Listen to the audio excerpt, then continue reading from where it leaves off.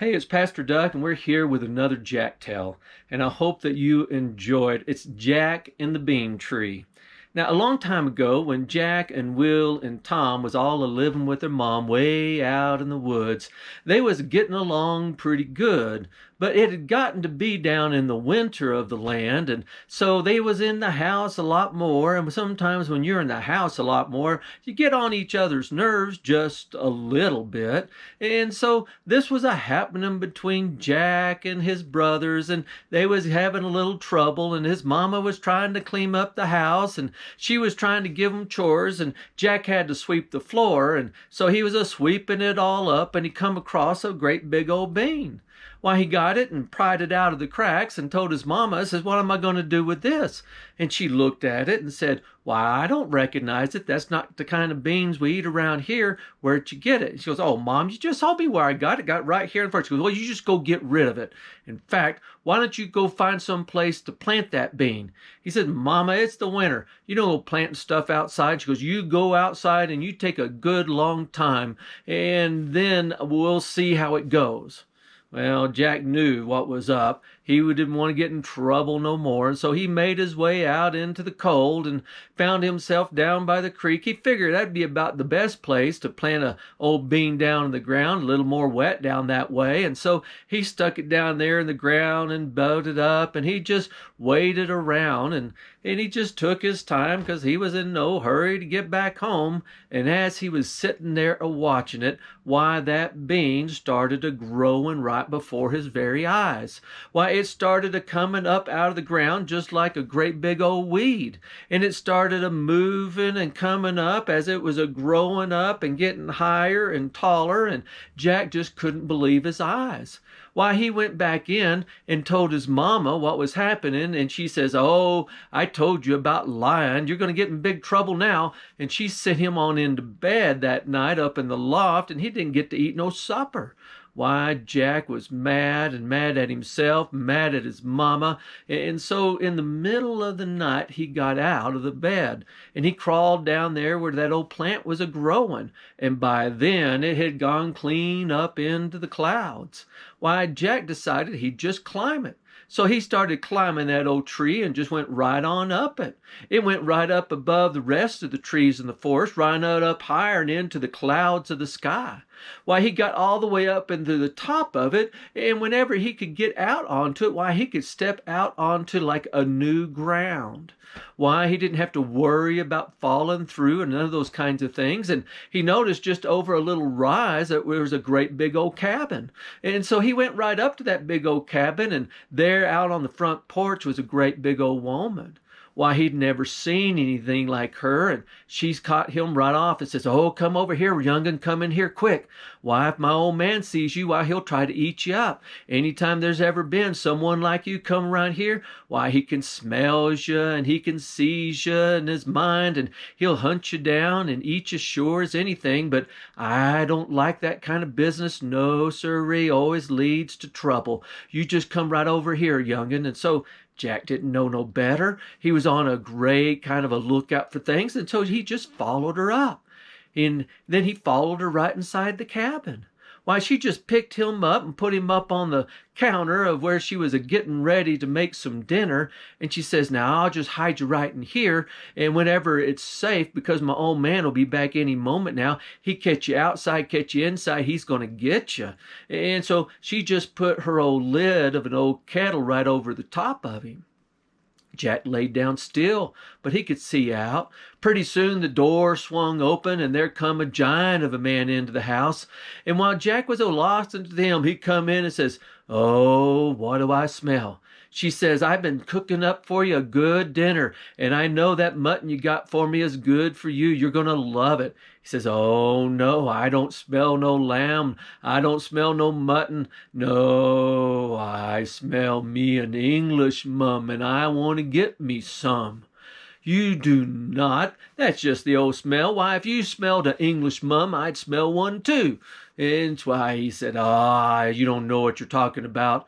And he just rummaged around and looked around, but because that mutton smell was so strong right there by the kettle and under that lid that she'd put over Jack, he just couldn't figure out where he was. Says, I'll just eat and go on to bed. And so he just ate and he slept. And whenever she got to sleeping too, Jack started getting out. Why, he started looking around, and there was a beautiful, great big old rifle, a little bit bigger than he would use, but it was so nice and so long, he just decided to take it with him. So he grabbed up that rifle and got the shells with it and made his own way down to that bean tree and went on down. When he showed his mama his rifle and his new kind of weapons he got there, why, his brothers were having a fit. Where'd you get that? Where'd you go? He says, I told you. Great big old bean tree, climbed right up it into the sky. There's a great big old cabin up there. And they just all rolled their eyes at Jack and said, there ain't no cabin out there. There's no tree up in there. Jack, you're just a lying through your teeth. Where'd you get it? Who'd you steal it from? And he tried to explain to them how he had gotten it from some giants up in the top of the clouds, and they weren't believing a bit of it. So the next day, while they were still arguing and fighting and blaming Jack for not telling the truth, he snuck out and went up again. Why, when he got up there, that old woman says, oh, you's here again? Why, you shouldn't be up here. You're going to get yourself killed. That's what you're going to do. He says, oh, I just needed to come see it for myself. My whole family says I'm seeing things and it ain't true. She goes, oh, it is true, but you need to promise to get out of here and go away and never come back. And if you come here again, why, I'm just not even liable to help you out. And he said, well, I'll be willing to go if you'll keep me up one more time. And she says, oh, I guess I can do it one more time, but you got to promise me that you'll never come back. And he said he wouldn't.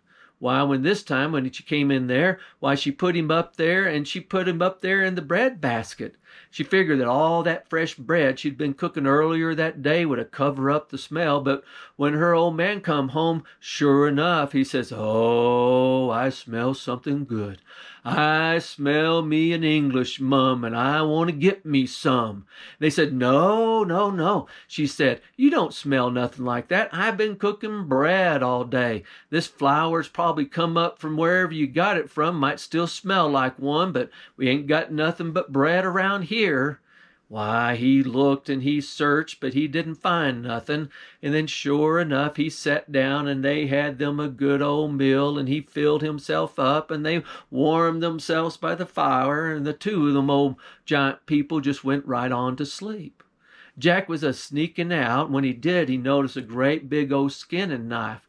He'd never seen one so sharp and so well defined and made in his whole life. And he just took it with him. And when he got home and he showed it, his mama and his brothers Will and Tom looked at it and they couldn't believe it. Why, it looked like a great big part of a sword. It was so big for them. And they said, oh, Jack, where are you going? Who you stealing this stuff from? Nobody's got this kind of stuff around here. He tried to tell them the truth. He told them again, I told you I put that bean in the ground. It growed a great big old tree and I climbed up it. And there's a great big old cabin up in the sky up there. And there's giants. That's where they all come from. And I know that now. And I've been getting it from them, and since I own that tree, I guess I own this stuff too. And they just made fun of Jack and told him he didn't know what he was talking about. And so he knowed he got to get him something that he could just prove to them what it was. So he got up there, and sure enough, when he showed himself, that old woman had just seen him. She says, oh, young'un, I can't believe you got here. Why, you're going to get yourself killed for sure, and I don't think I'm going to help you this time. In fact, and she goes, well, I'm up here now. You just got to help me. You got to help me out, Jack was telling her. I don't want to get killed. He could look up there. He could see the top of the old man coming, so she grabbed him up and brought him into her bedroom, stuck him right next to the perfumes where she kept, and sure enough, when that big one come in, he said, I smell me something good. I smell me an English mum, and I want to get me some. He says, no, no, no. You don't smell no English mum. Why, it's that soup and that bread and that stew and all the stuff I've been cooking here. I don't know where you get our stuff from, but surely it's tainted with them English mum smells.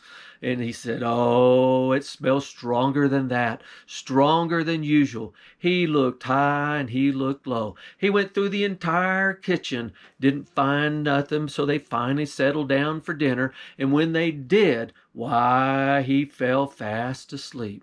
As Jack was getting off where the perfume was, he noticed that they had a coverlet, old blanket up over the top of their bed, and it was the most beautiful one he'd ever seen. Quilted so fine, he'd never seen like it. And right along the edge of the bed, there were these little bells all the way around it, and he couldn't believe it, but them giants was a-sleeping in the bed. He knew if he were to pull it, they'd start to ringing, but he wanted it bad.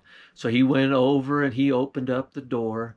He got ready to make a mad dash, and he grabbed that old coverlid and he just went to running. He pulled it right off the bed and it came down on the floor. He had to hold on to it and carry it and run as fast as he could. He went all the way to the edge and he started going down that tree, and that's when he heard the old man saying, "Oh, I knew there was one around here somewhere. Done got my coverlid. I'm going to get him sure." He started grabbing his boots and trying to find them on. And he's going, "Where's my other boot? Did you do something with it?" He was so excited he couldn't find stuff around there. "That's the one that must have got my gun and my knife. I'm going to get him too and get my stuff back." And he started a coming and running. Why, Jack got going so fast he was nearly falling down. He was holding on to that coverlet and it was acting almost like a parachute to help him on down. Got all the way down to the bottom, and when he did, he went in and got his axe and started a chopping and a chopping and a chopping, and pretty soon he got through enough and that old bean tree come falling down. Why, it fell all the way down to the creek and down the other side, up over the ravine and down the ridge of the hill. It was a long, long ways, and Jack just walked onto it to see how far that giant had got. Why, that giant had crashed down into an old empty part of the woods, and sure enough, he didn't survive. He went on down further, and he found an old place with that cabin with, and unfortunately, that old woman, she didn't survive neither. He'd killed 2 giants just like that. And Jack and his mama and his brothers Will and Tom, why, they got in that cabin and they got them some good things. They didn't get all smashed and broken up, and that's how they set themselves up for a long time. Why, they'd take those things into town and sell them off and get a little money and be able to make their way. Now, I tell you that story because it reminds me of how sometimes when we're telling the truth about God to people, they just can't believe it. They can't believe the things that we show them that prove it's true. They can't believe the changes in our life. They don't believe our story. And sure enough, even if it were to fall right in front of their face where they could go see it for themselves, they still might not believe. But we remain true to the faith that we know because it is the story of our God and how He loves us and sent His Son Jesus to us. And we share that story and the blessings from it, even though there are a lot of people who just don't believe us. And that's the end of that.